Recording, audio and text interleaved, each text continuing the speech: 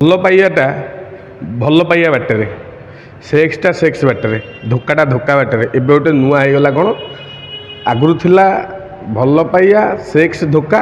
ଏସବୁ ରୋକି ହେବନି। ଏସବୁ ହେଉଛି ନିଜର ମନକୁ ନିଜ ଆୟତ୍ତରେ ରଖିବା ନିହାତି ଦରକାର। ଖାଦ୍ୟପେୟ ଚେଞ୍ଜ କରିବା ଦରକାର। ସକାଳୁ ଉଠିକି ଯେଉଁଠି ଆପଣ ଯୋଗ କରନ୍ତୁ, ବ୍ୟାୟାମ କରନ୍ତୁ, ନିଜ କର୍ମରେ ଧ୍ୟାନ ଦିଅନ୍ତୁ, ହେଲେ ହେବ। ନହେଲେ ଆଜିକା ଡେଟ୍ର ଖାଇବା ପିଇବା ଏନି ଟାଇମ୍ ଟୋକାଙ୍କ ବଡ଼ି ଗରମ, ଝିଅ ପିଲାଙ୍କ ବଡ଼ି ଗରମ, ଏସବୁ ଜିନିଷ ଏବେ ରୋକିବାଟା ସମ୍ଭବ ନୁହଁ।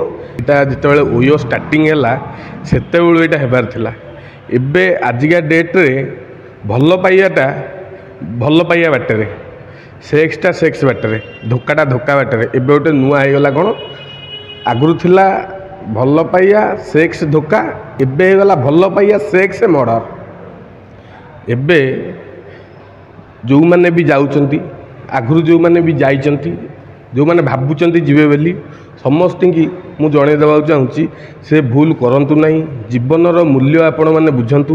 ଏସବୁ ଜିନିଷ 2 ମିନିଟ୍ର ସୁଖ, ତେଣୁକରି ନିଜ ଜୀବନକୁ ନିଜ ହାତରେ ହାରି ଦିଅନ୍ତୁ ନାହିଁ। ବାପା ମା ଭାଇ ଭଉଣୀ ଏଇ 4 ଜଣଙ୍କୁ ଛାଡ଼ିଦେଲେ ଆଉ କାହା ଉପରେ ବି ବିଶ୍ୱାସ କରିକି ଏତେ ବଡ଼ ଷ୍ଟେପ୍ ନେଇକି ଓୟୋ ରୁମ୍ ଯାଆନ୍ତୁ ନାହିଁ। ପୁଅଟେ ହେଉ ଅବା ଝିଅଟେ ହେଉ, ଆପଣ ଯେଉଁଠି ବାପା ମାଆଙ୍କୁ ପିଲା ପଚାରୁନାହାନ୍ତି, ଯେଉଁଠି ବାପା ମା ପୁଅର ହେଉନାହାନ୍ତି, ପୁଅ ବାପା ମାଆର ହେଉନାହାନ୍ତି, ସେଇଠି ଅଲଗା ସାଙ୍ଗସାଥି ଗାର୍ଲଫ୍ରେଣ୍ଡ ବୟଫ୍ରେଣ୍ଡ ହେବାଟା କେତେ ଦୂର ଠିକ୍ ମୁଁ ଏଇଟା ଜାଣିପାରେନି। ସମସ୍ତଙ୍କୁ କହୁଛି ଏ ଭୁଲ କରନ୍ତୁ ନାହିଁ। ଆଗରୁ ପ୍ରେମ ଥିଲା ସେଇଟା ଚିଠିରେ, ଏବେ ବା ଗୁଗୁଲରେ। ଯେହେତୁ ଗୁଗୁଲରେ ସବୁ ମିଳୁଛି, ଆଗରୁ ଚିଠି ପଠାଇଲେ 7 ଦିନ ପରେ ମିଳୁଥିଲା, 6 ଦିନ ପରେ ମିଳୁଥିଲା, ମାସେ ପରେ ମିଳୁଥିଲା।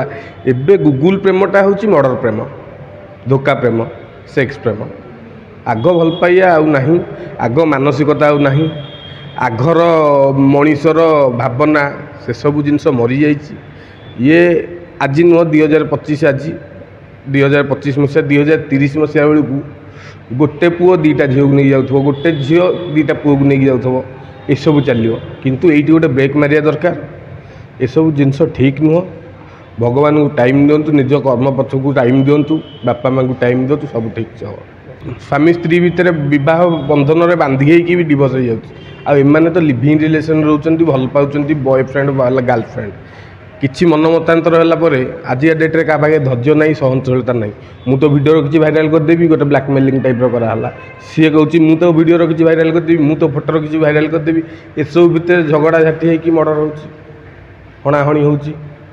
ଏସବୁ ରୋକି ହେବନି। ଏସବୁ ହେଉଛି ନିଜର ମନକୁ ନିଜ ଆୟତ୍ତରେ ରଖିବା ନିହାତି ଦରକାର। ଖାଦ୍ୟପେୟ ଚେଞ୍ଜ କରିବା ଦରକାର। ସକାଳୁ ଉଠିକି ଯେଉଁଠି ଆପଣ ଯୋଗ କରନ୍ତୁ, ବ୍ୟାୟାମ କରନ୍ତୁ, ନିଜ କର୍ମରେ ଧ୍ୟାନ ଦିଅନ୍ତୁ, ହେଲେ ହେବ। ନହେଲେ ଆଜିକା ଡେଟ୍ର ଖାଇବା ପିଇବା ଏନି ଟାଇମ୍ ଟୋକାଙ୍କ ବଡ଼ି ଗରମ, ଝିଅ ପିଲାଙ୍କ ବଡ଼ି ଗରମ, ଏସବୁ ଜିନିଷ ଏବେ ରୋକିବାଟା ସମ୍ଭବ ନୁହଁ। ଦେଖନ୍ତୁ, ଯିଏ ଭଲ 2ଟା ରାସ୍ତା ଅଛି।